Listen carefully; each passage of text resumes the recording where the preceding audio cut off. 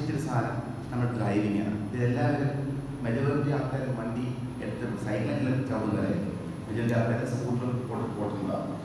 അപ്പോൾ നോക്കിക്കഴിഞ്ഞാൽ നമ്മുടെ ഒരു കൈ നമ്മുടേത് ഒരു കൈ ഇങ്ങനെ ആക്കണമെങ്കിൽ ഒന്നിങ്ങനെ ആക്കണം എന്ന് വിചാരിച്ചു. അതായത് ഞാൻ കൂടി ഇങ്ങനെ എനിക്ക് തിരിയണമെന്നുണ്ടെങ്കിൽ നമ്മൾ ഫുൾ ബോഡി അത്രയും കൺട്രോൾ വേണം. സിമ്പിൾ എക്സാമ്പിൾ പറഞ്ഞാൽ നമ്മൾ സെർബെല്ലാം കേട്ടില്ലേ? സെർബെല്ലാം എവിടെ? സെർബെല്ലോടെ ബാക്ക് സൈഡ് ആ ഒരു ഏരിയയുണ്ട്.